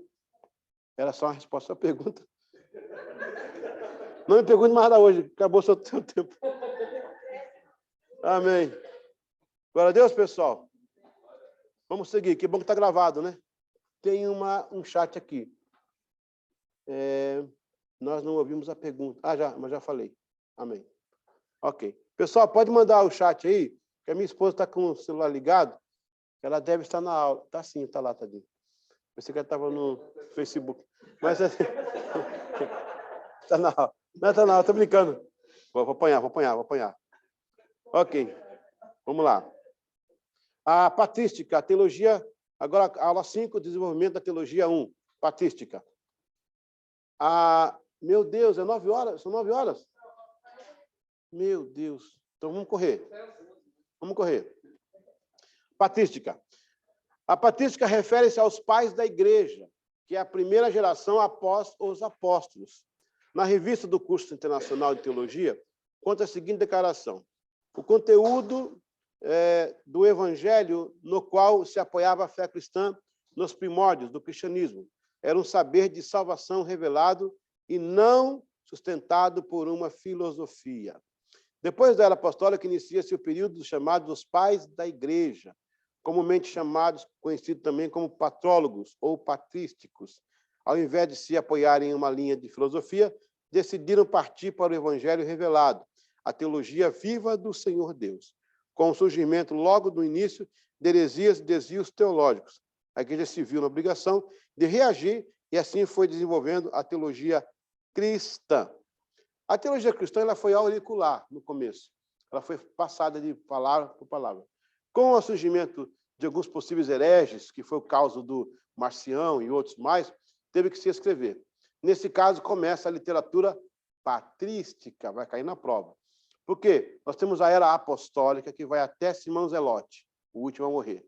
Depois, começa os patrísticos, que são os próximos depois dos discípulos, os patrísticos, ou patrólogos, né? Alguns deles, inclusive, foram discípulos de João, discípulos dos irmãos aí dos apóstolos, né? E essa teologia patrística, ela se levanta mais para defender a causa do evangelho. Por exemplo, ainda nos dias dos apóstolos, surgiu o docetismo. O que é docetismo? É uma filosofia que dizia que Jesus era uma aparição. Ele não era uma pessoa que pudesse tocar nele. Ele apareceu, então, docetismo. Marcião foi um rapaz que pegou e construiu uma Bíblia própria. Ele era empresário, ele tinha bastante dinheiro, ele compilou, chamou os amanuenses, compilou uma Bíblia para ele, mas excluiu o Antigo Testamento, chamou, é ele que chama de Velho Testamento, não usa essa palavra velho, ele é pejorativo, foi o Marcião que usou, né? É Antigo Testamento. Ele tirou as cartas cartas de Lucas, só as de Paulo, e aí teve que surgir a teologia patrística. Nós vamos ter Irineu, vamos ter João Crisóstomo, vamos ter Ambrósio, vamos ter vários deles que vão ser os pais da igreja, que vai defender a igreja. No caso, são os pais apologetas, né? Os pais nicenos, que é da Niceia, os pais gregos, que são da Grécia, os pais latinos, e assim vai. Essa é a teologia patrística, ok? Alguma pergunta aí? Não, certinho? Que é logo após os apóstolos. Temperança. Mesmo com o cuidado patrístico em colocar a filosofia como serva e não como maestrina, houve uma pequena diferenciação. O cristianismo se torna de Roma, o cristianismo em torno de Roma e Israel possuía o zelo da teologia como fonte maior. Porém, os pais gregos faziam um paralelo com mais ênfase à filosofia grega. E, neste caso, o papel da filosofia grega no seio da igreja exerceu certa proeminência. Porém, eles foram equilibrados e não permitiram esta importância viesse tomar o lugar das Escrituras. O fato é que o gnosticismo se apoderou do conhecimento como uma ponte de soteriologia, que no caso aí é salvação, tá? E os patrísticos tiveram que lutar muito contra essa heresia nefasta. O que mais ajudou nesse período foram as cartas dos apóstolos e os evangelhos que trouxeram chão para aquela primeira leva de discípulos, agora líderes da igreja cristã. Se coloquem no lugar, irmãos, desses discípulos, por favor. Cristo acabou de ir embora, acabaram de morrer os apóstolos. Você não tem um exemplar de Bíblia da CPAD. Você não tem nada na mão, nem da Juerp, não tem nada na mão. Fui longe com a Juerp agora, hein? Fui bem longe agora, Juerp. Fui longe. Então, Gutenberg nem sonhava em nascer. E agora você tem discípulos, pessoas na Ásia Menor inteira que conhecem o Evangelho. E nesse meio, os gregos que dominavam a cabeça do povo. Roma tinha espada, Grécia a cabeça. E olha, a coisa era séria. As escolas do estoicismo, a escola dos hedionistas, a escola epicurista, são várias escolas que estão aí. E a igreja surge nesse cenário. Como esse pessoal enfrentou? Nós temos hoje, irmãos, o Google, né? O diácono Google. Nós temos hoje as enciclopédias, livros, autores, professores de teologia. Eles não tinham nada disso. Foi na raça do Espírito Santo que eles venceram. Porque se levantavam os caras, sabe, eruditos mesmo, e eles combatiam com o poder do Evangelho, mostrando que a teologia cristã não era uma revelação da Grécia, era a revelação de Deus para o ser humano. Então, esse pessoal aí foi a turma da temperança, eles conseguiram segurar. Quando eu os leio, eu choro. Eu choro mesmo, porque, gente, não tinha nada para... Eles enfrentaram e venceram. E nós estamos aqui hoje com a verdade pura do Evangelho por causa deles, né, pastor? A gente tem aqui hoje o Evangelho puro, genuíno aqui entre nós, as Escrituras Sagradas e Ortodoxas, por causa desse pessoal que segurou a barra para nós, sem ter nenhum tipo de situação. Era unicamente a vontade de vencer no Espírito Santo, e a igreja venceu naquele tempo. Glória a Deus por isso. É a teologia patrística dos pais da igreja. A teologia do martírio, essa aqui é boa. Fora as cartas apostólicas, boa no sentido de a fé, né? Não que foi bom, porque foi muito chato, né? Morreram muitas pessoas. Os pais da igreja registraram muitos martírios. A teologia conseguiu algo tão forte que superou a filosofia. Nenhum filósofo morria pela filosofia. Porém, os crentes enfrentavam os leões, espada, gladiadores, por causa da sua forte crença. E o que é crença? É a expressão da doutrina, e doutrina é a sistematização da teologia. Entre muitos casos, um dos mais tocantes foi o caso da paixão de Perpétua e Felicidade. Um documento registrou esses martírios em 202, na cidade de Cartago, né, ao norte da África. Né? A emocionante história do martírio de Policarpo e muitos outros. Então, essa teologia é uma vida que não se encontrava na filosofia, paixão e lealdade. Teologia do martírio. Esses teólogos que morreram por aquilo que eles pregavam. O Policarpo, por exemplo, ele foi bispo em Zirmina. Eu estive lá, mas não pude ir no local onde supostamente reunia a igreja, porque está minada com bombas ainda das guerras que tiveram lá. Chegamos perto. E ele vai ser preso, a condenação, porque ele está pregando um rei que é maior que César, que era Jesus. E quando o soldado chega para prendê-lo, ele fala: os senhores me dão licença, eu preciso, pode me levar, eu estou pronto, eu quero ir a Roma, sofrer martírio por Cristo, mas eu preciso orar, respeite a minha fé, é só uma oração. E na oração, quando ele termina de orar, os soldados estão em prantos, dizendo: corra, fuja. Nunca vimos uma fé como essa. Nunca sentimos algo como isso. Você tem algo que ninguém tem. Essa coisa que você carrega. Fuja, vá embora. Vamos dizer ao imperador que nós não te encontramos. Ele disse: não. Eu esperei muitos anos por essa cruz e vou enfrentá-la. Ele vai levado a Roma. Chega em Roma, ele é amigo do procônsul. O procônsul tinha 85 anos. O procônsul falou assim: Policarpo, nega isso, rapaz. Você se criou comigo lá na escola grega, nós nos conhecemos. Para com isso, rapaz. Nega esse Cristo, nega essa doutrina. Ele disse: não. Há 85 anos eu o sirvo. Ele nunca me decepcionou. Não vai ser agora que eu vou decepcioná-lo. Policarpo vai à arena de Roma para ser morto. Então vem sobre ele os leões e os tigres famintos. Ele olha para os tigres e fala: ó bendita cruz, quanto tempo esperei por ti. Meu corpo será como semente em suas bocas para a pregação do Evangelho. E Policarpo morre daquela forma, dando testemunho de Cristo. São muitas histórias dessa teologia forte. O problema é que nós estamos numa teologia rasa hoje. Os púlpitos estão rasos, os pregadores estão rasos, as mensagens são rasas. Uns crentes que não têm compromisso. Além de não saber, não vive a fé que prega. Você não sabe o que é mundo, o que é igreja. Se vende por qualquer coisa. abdicam de Cristo, confundem as coisas, liberam o pecado, legalizam o pecado. E aquele povo tinha a teologia do martírio. Era a morte mesmo. Não era uma exclusão, não era uma repreensão. Você repreende o crente hoje, não vem mais na igreja. Basta pregar uma mensagem que ele acha que é para ele. Ele não vem mais na igreja. E está metendo pau no pastor. Por quê? Teologia rasa, crente raso, fé rasa. Misericórdia. Desculpa o desabafo, irmãos. Pastor, quando você quiser, pode interromper, tá? Fica à vontade.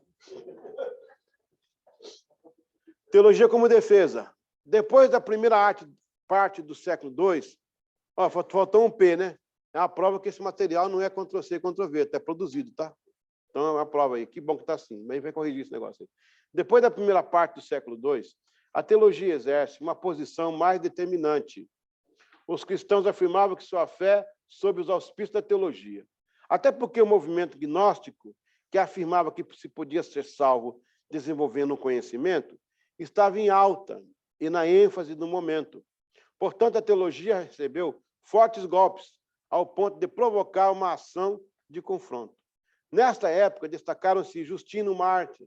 O seu ardor o levou à morte em 165. Houve até quem se cognominou como inimigo da filosofia, que foi o caso de Tácito. Também Teófilo de Antioquia e muitos outros. Uma figura que aparece como um gnóstico e era no seio da igreja foi o Marcião. Ele negava o judaísmo e amputou vários livros do Antigo Testamento e do Novo Testamento em afirmação às suas heresias. É por isso que vai aparecer os pais apologetas. Depois teremos os polemistas. Aí vai entrar mais uma mistura de filosofia. Eu estou muito ansioso para chegar à matéria, a cultura helenística, para a gente mergulhar nesse negócio aqui, para desfazer dessas questões filosóficas e a teologia, não é? Essa teologia aqui da defesa, ela vai ser provocada. Na verdade, os livros que foram escritos, as refutações que foram feitas, elas foram provocadas. Irmão, a única ocupação, pastor Pierre, que a igreja tinha no começo era pregar o evangelho. Era simplesmente pregar o Cristo crucificado e ressurreto. Era essa a mensagem da igreja. Mas com o surgimento desse povo aqui, o diabo entrando nos corações, aí, fazendo coisa errada, então eles tiveram que partir para a escritura, para escrever, para defender, para criar uma refutação a fim de salvaguardar o evangelho. Mesmo assim, algumas coisas escaparam. Com a chegada do Códice, o Códice é um sistema que era como um livro costurado. É igualzinho um livro, porém costurado. Antigamente era o pergaminho, feito de couro de cabra. Um pouco antes era o papiro. Já na antiga Mesopotâmia já existia isso. Não, desculpa. Antes do papiro, nós temos a argila e as escritas cuneiformes. Depois vai surgir a escrita via China e via Egito. Esse papiro é feito de uma planta semelhante ao palmito. É branquinho também, é da família do palmito. Ele é aberto, colocado numa pedra, eles passavam até endurecer e virar tipo no papel. E escreviam com argila ou já com a combinação de tinta que eles faziam daquela época, né? Com a chegada da livraria de Celsius e a livraria ali da Turquia, aí temos ali Éfeso, temos Pérgamo. A livraria de Antioquia vedou o carregamento de papiros para aqueles locais, onde está também a Biblos, que fica ali na parte subindo no Líbano. Quando a Alexandria, no século II, segura os papiros para não haver mais produção de livros, alguém lá em Pérgamo tem a ideia de fazer em couro. Nasce o pergaminho. Por isso que a igreja não tem escritos em papiros, é em pergaminho. O pergaminho vem até o século XVIII com a chegada do algodão. Os escritos da Oxford aqui, a maioria foi em algodão. Agora temos a celulose, que é um outro processo que finalizou até agora. Muito bem, em todas essas mudanças de datas e de coisas, o evangelho foi sendo registrado por essas pessoas. E aí você vai ter o quê? A carta e a epístola. A carta, basicamente, era uma ou duas folhas. A epístola era um volume maior, por isso que era epístola. E aí você vai ter os códices. que são os livros. Aí alguém teve a ideia de pegar um pergaminho, colocar em cima do outro, em cima do outro, em cima do outro, fazer uma pilha e costurar.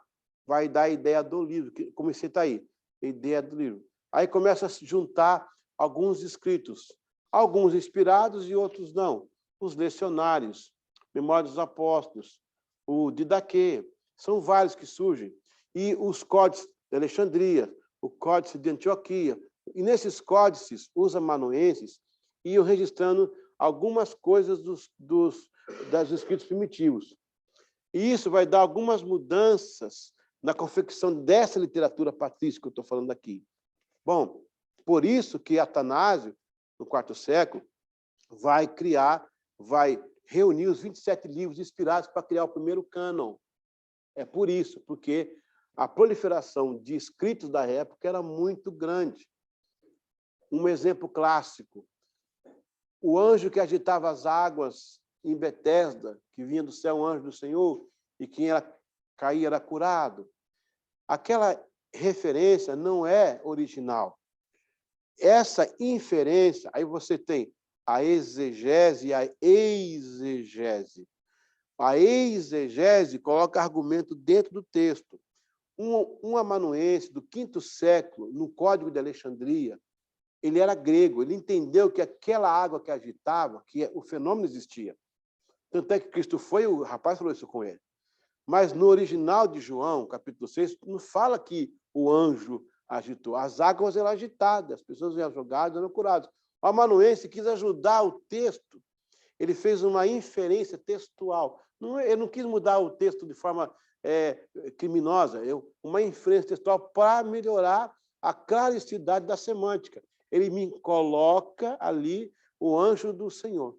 Na verdade, não era o anjo do Senhor, era o deus Asclépio de Grécia, que curava, o diabo usava aquilo para tirar a crença da cura.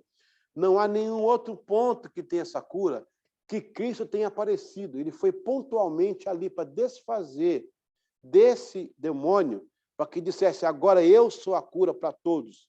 E não precisa agitar as águas, eu curo fora da água, dentro da água, qualquer lugar. Eu sou o curador. E ele desfaz ali a obra de Satanás. Amém? Acabou de cair mesmo. Então, ali, Jesus desmistifica o deus Asclépio e coloca sobre ele a crença da cura.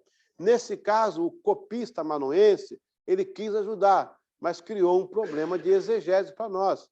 E assim são várias coisas que acontecem, até mesmo na Vulgata Latina, no século IV, com Jerônimo de Belém. Mesma coisa. Por isso que isso aqui é para aprender. Que é o lugar de saber esses segredos, essas coisas, que você não vai falar na rua, na praça, que você não vai entender nada, né? Ó, gente, o Asclépio lá, porque a inferência do IV século pode se decidir. Esse cara é louco. Entendeu? Prende ele, esse cara é louco. Então, foi isso que a produção foi. Aliás, foi muito bem-vinda a produção desses livros todos, mas muito melhor a compilação do cânon, para tirar os livros que não eram inspirados, a fim de deixar a obra mais ortodoxa para nós. Amém? Amém. Alguma pergunta? Então, vamos à prova.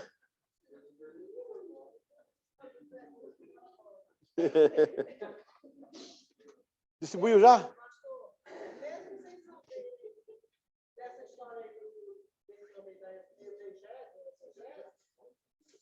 Sabia que acontecia aquilo ali. Eu sabia que acontecia aquilo ali por causa da fé de quem acreditava. E o diabo dá para lá para defender. Gente, aqui o texto fala assim, ó, e ele veio para desfazer a obra do diabo, está escrito lá, Jesus Cristo veio para desfazer as obras do diabo. Jesus veio, gente, pontual. Ele tinha uma agendinha, e a gente ia falar assim, hoje Betesda, amanhã Transfiguração. Esse que era a missão dele depois da cruz. Cura, libertação, mortos, que isso foi lambuja, foi bônus, foi tip que ele foi dando. A cura, enquanto ele ia para uma agenda para outra, ele curava, fazia e tal. O pessoal que não conhece a palavra acha que ele veio para curar, ele também veio para curar. Mas ele era tão bom que ele curava de graça, assim, cura aí, mas o meu objetivo é outro. Eu vou desfazer. Ele vem pontualmente desfazendo. Por exemplo, Eu estou sem tempo. Vamos lá. Depois eu falo mais sobre isso aí, sobre desfazer a obra do diabo. Tá? Essa aí foi uma deles. Ok. O que foi... Pergunta número 1. Tem um chat aí de casa. O que é, Vânia? O chat de casa aí. Sabe o que é? Senão vou ter que parar aqui para ver o que é. É KKK. Desculpa, então me dá um sinal aí para mim. Ok.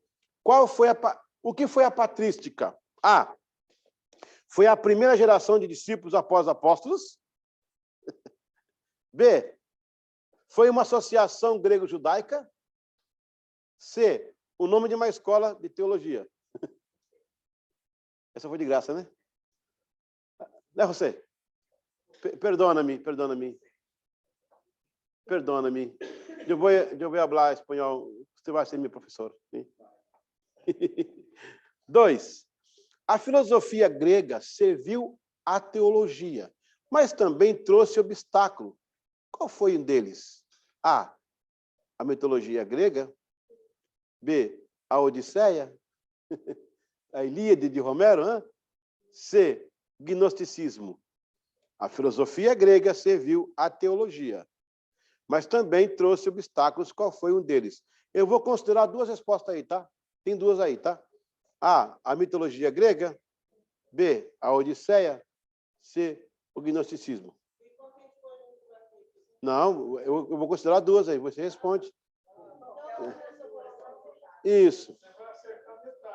É isso aí. É só uma, tá? 3. Na teologia de martírio, aconteceu um episódio que ficou conhecido. Qual foi? Né? Ficou muito conhecido. Qual foi? A. O martírio de João, o apóstolo. Bom, quer dizer que João não foi martirizado, né? B. A execução de paixão, de perpétua e felicidade, é o nome delas, das irmãs, tá? C. A decapitação de Paulo. Qual, segundo a nossa apostila, tá? Qual dos 3 aí? 4. Marque os 3 primeiros defensores da teologia na igreja. Quem foram eles? A. Midas, Regis e Tenos. B. Justino, Tácito e Teófilo. C. Mileto, Sóstenes ou Presto. Tá fácil essa aí, né? Glória a Deus. Tudo certo? Pode recolher? Tem agora, sim, agora. Eu vou emendar por causa do horário. Pode ter intervalo. Sim. É a próxima lição aí. Próxima lição.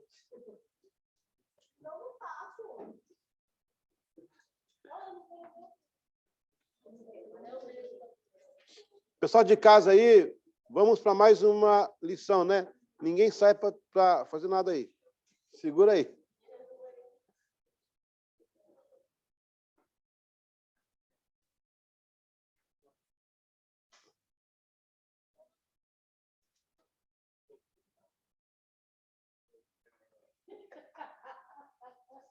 Está vendo aí a apostila, Vânia? Está aparecendo?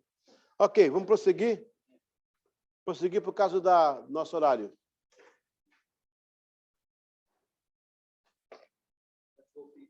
Let's go. Pessoal, quero agradecer aí o nosso irmão ali, José, por estar aí com a gente. Eu estou falando português aqui, ele está ali tentando acompanhar. Muito nobre da sua parte. Obrigado. Graças.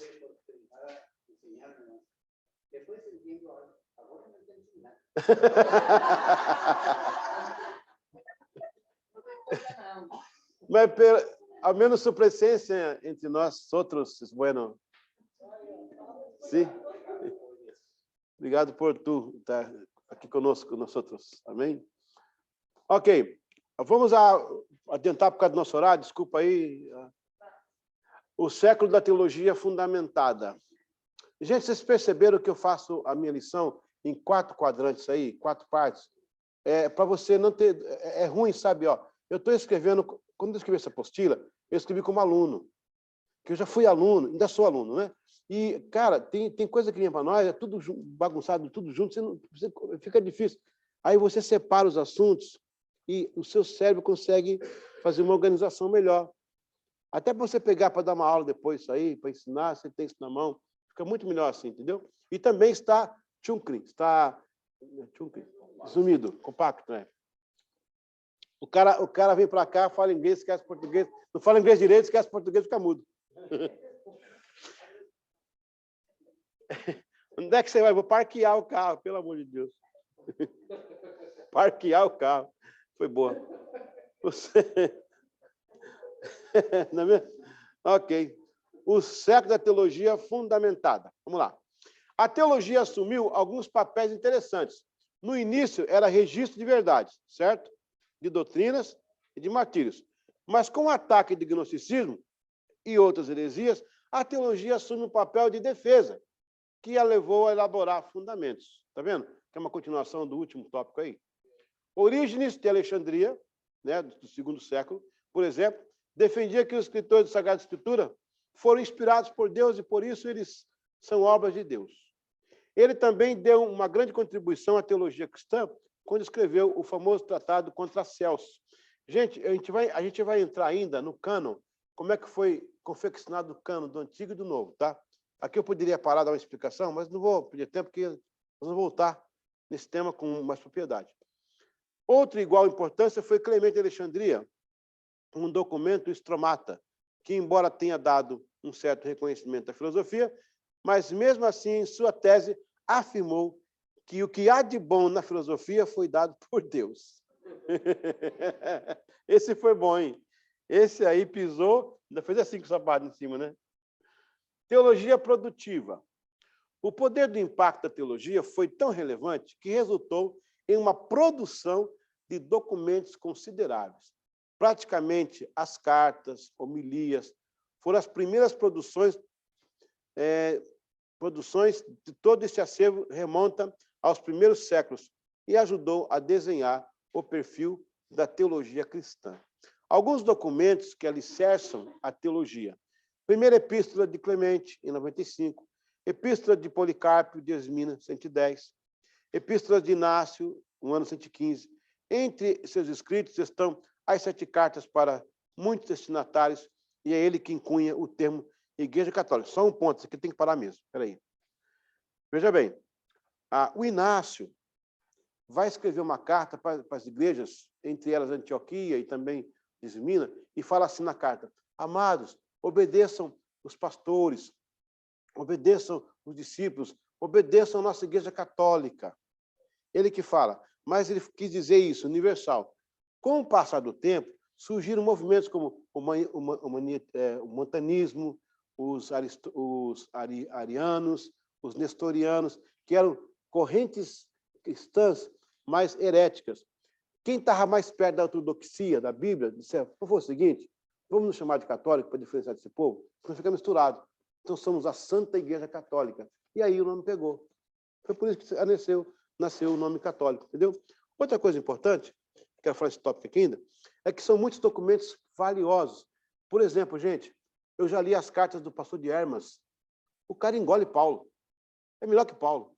Mas ele não entrou. Por que ele não entrou no cânon? Porque na confecção do cânon, algumas coisas foram consideradas. Primeiro, cartas que foram escritas nos tempos dos apóstolos em vida.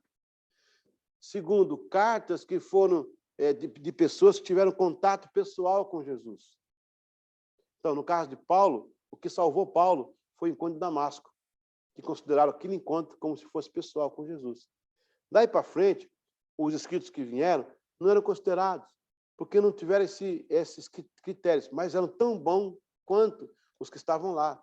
Tem cada carta aqui que você fica abismado. Eu fiz um curso na Harvard sobre escrituras do primeiro século. Eu tive acesso à livraria virtual da Harvard. O seu computador ele é registrado, o IP, lá na Harvard.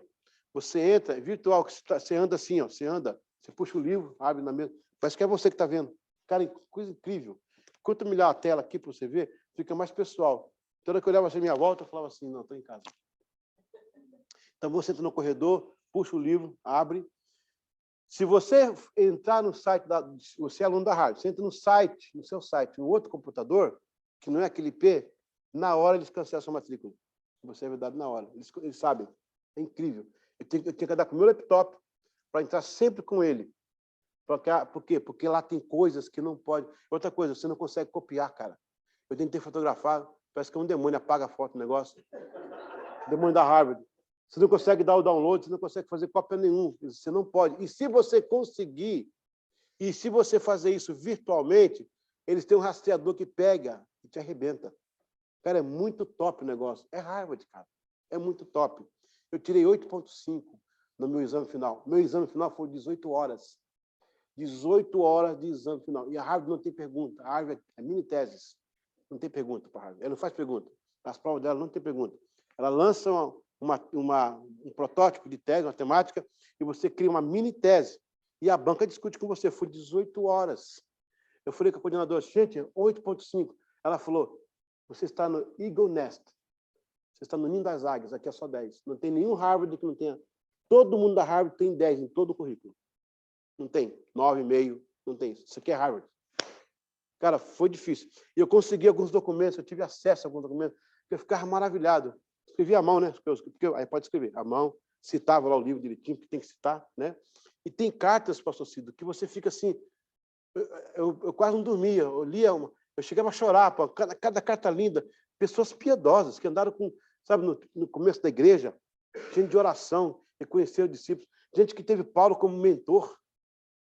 Mas você imagina isso, alguém que teve com Paulo, um presbítero de Listra, tem uma carta linda, que ele menciona a perfeição cristã, que depois o Wesley vai falar. Então, você olha essa carta e você chora, coisa linda. Podia ter entrado no cano, mas no critério da igreja do tempo do Damásio, né? Não entrou por causa que não era, tipo assim, não teve com Cristo, não foi escrito no tempo dos apóstolos, foi por um apóstolo, mas podia ter entrado, né? Terminar aqui, então. Entre outros escritos, as 7 cartas, já falei, a terminologia católica, ok? A Epístola de Barnabé, provavelmente escrita no Egito, por volta de 130, segunda Epístola de Clemente, escrita em Roma, ou Corinto, em 140. Pastor de Hermas, eu falei agora, escrito em Roma, 150. E ainda o Didaquê, que é o ensino, que trazia os ensinos dos apóstolos produzidos por meio e para o fim do século. Um ponto aqui ainda.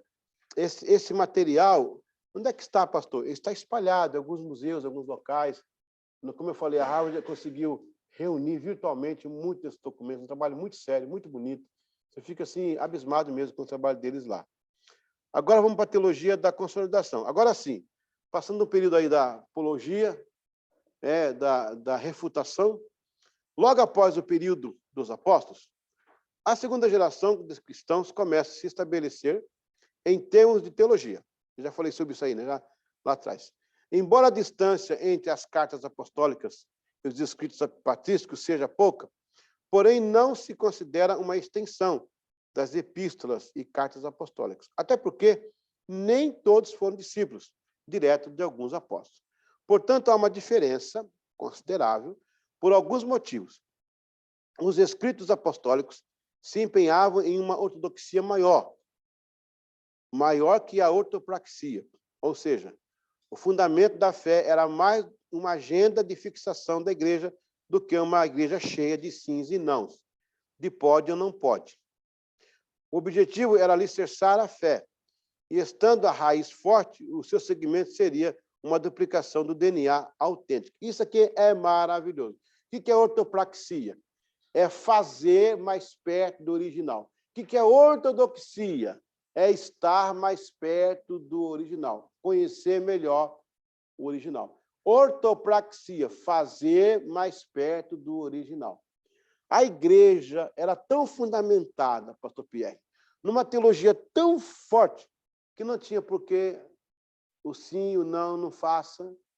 O povo era tão crente que não precisava falar, não faz isso, ô meu, não mente, não rouba, ô meu, não adultera, não trai, não fere, não faça mau testemunho, porque era tão forte a teologia que não precisava falar essas coisas.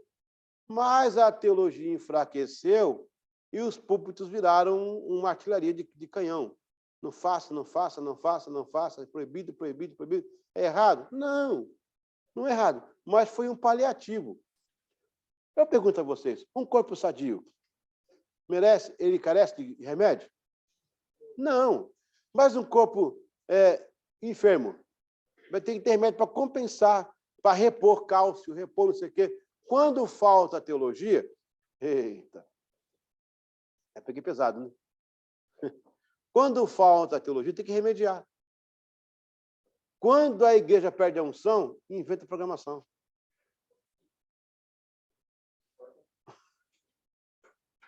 Tem igreja que só vive se não tiver festa toda semana. Ó, temos que ter festa. Nós temos festa aqui, não temos? Maravilha. Mas tem igreja que é festa todo dia, senão o povo vai embora. É um sedativo. Festa, festa, festa. Senão, dispersa. Se não fizer... Vai naquela igreja que não tem festa, está vazia. Nós fazemos festa porque é um calendário que a gente valoriza alguns momentos da igreja. Não que seja. A nossa igreja vive de festa. Né? A gente igreja vive de trabalho, suor, rebenta a parede, constrói, arrasta e pinta e vai de novo. Vamos embora. Né? Mas, ou seja, nesse tempo, a teologia era tão consolidada que os ensinos eram tão fortes que não precisava gastar tempo com esses não, que sim, pode, não pode. Né? Então, hoje em dia, temos que dar um sim, pode, não pode, mas é bom voltar à teologia mais consolidada. Encerrando, de graças a Deus. Ó, falta 5 minutinhos só. Mas está fácil, está fácil. No enfrentamento da campanha secular contra as bases da igreja, muitos refutadores, apologetas, se levantaram em defesa da fé. Deus usou estes homens que em uma época desprovida de material sobre o Evangelho, e foi uma obra gigantesca do Espírito Santo. Algumas figuras que merecem nossa atenção. É o caso de Justino, que escreveu duas apologias. Apologia é defesa, gente. Vem de Apolo. Aí tem que explicar a etimologia, mas é defesa. Teve também Aristides, para quem considera ter escrito a primeira apologia. Eles confrontaram os ataques da filosofia da época com as revelações bíblicas. Em outro momento, tentaram elucidar situações práticas entre os pagãos, que eram agora explicadas pelo cristianismo. Olha um ponto aqui interessante. Nós vamos estudar em História da Igreja uma vida paralela que foi antes da igreja, que fazia tudo o que a igreja faz. Nós vamos encontrar batismo, Santa Ceia, ressurreição de morte, embora não aconteceu, né? Mas era lenda. O diabo sabia que a igreja viria, ele criou segmentos como o zoroastrismo, como os midras, a teologia egípcia, para confundir quem viesse pela igreja. Mesmo caso, quando Israel entra em Canaã. Lá tinha um El, genérico. O El cananita era casado com Azera, que teve um filho chamado Hadad, Deus da confusão. Haddad, Deus da confusão. Baal, Deus da fertilidade. Israel entra e tem um El também. E o israelita fala, peraí, mamãe, os caras têm um El lá também. Mas o nosso El não tem imagem, como é que ele é? O deles tem imagem. E a mãe explica, filhinho, diz para ele que o nosso El é o El Shaddai. Todo poderoso. Eles têm um El, eles têm um Deus para cada coisa. O nosso é um Deus só para todas as coisas. Fechou. Por aí que começam os Elomitas. Mas isso é outra matéria. Então, a igreja ela vai surgir no cenário para arrumar alguns princípios que já eram feitos por outras religiões, que agora a igreja iria usar da maneira correta. Ela veio desfazer toda a confusão religiosa que o mundo estava atravessando naquela época. Amém? Exato. Eu vou dar só um exemplo, um exemplozinho só. Sabe o batismo nas águas? Ele é praticado, era pelos essênios. Lá em Curã, pastor, como a gente faz agora para Israel, passar em Curã. Vai ter o tanque batismal lá, que eles usavam antes de Cristo, 2 séculos de Cristo. Era um degrau para descer no tanque, batizar a pessoa e 5 degraus para sair. Qual que é a ideia? Para batizar, basta só uma decisão, se arrepender. Mas para sair e crescer, tem um discipulado. Olha a ideia. Os essênios usavam isso para eles, sectarismo. Cristo importou para a igreja e melhorou a situação. Então, são vários pontos assim. Amém? Vamos lá. Vamos encerrar, porque a dona Vânia está com sono e ela precisa dormir. preocupado com ela. Vamos lá. Minha esposa querida, vamos lá. Primeira pergunta. 2 personagens aparecem no cenário que vão ajudar nos fundamentos da teologia. Quem são eles? A. Inácio e Policarpo. B. Crisóstomo e Epicureu. C. Orígenes de Alexandria e Clemente de Alexandria. Nessa pergunta, eu considero 2 respostas aí, tá? Tem 2 que dá para... Tem uma que é a resposta mesmo, aquela que eu espero, mas tem uma que dá para encaixar. Então, você tem 2 chances de acertar, tá bom? São 2 personagens que aparecem aí. 2. As cartas apostólicas eram pequenos documentos, mas havia um maior. O nome era... as cartas apostólicas. Lembra que eu falei que a diferença entre carta e reticências? Ok. As cartas apostólicas eram pequenos documentos, tipo uma folha, 2. Agora falei, né? Mas havia um maior. O nome era papiro? B. Pergaminho? Não precisa falar. Ô, Luciana, anota aí, Cláudia. Vai ser punida. Ou C, epístola.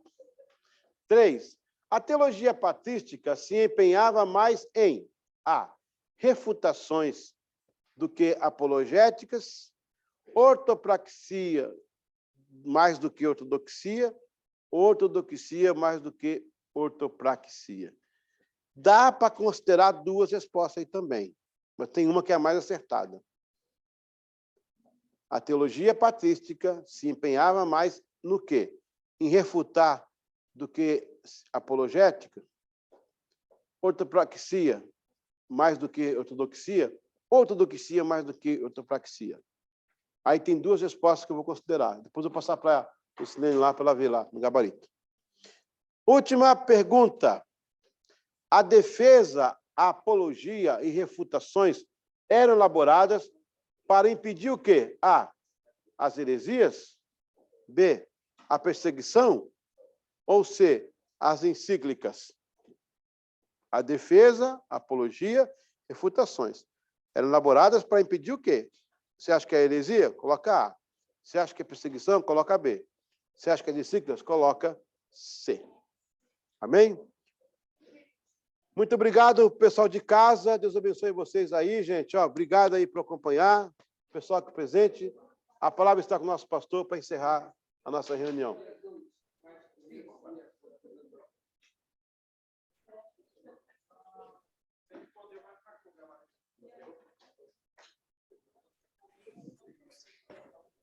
Manda para a Luciene, tá?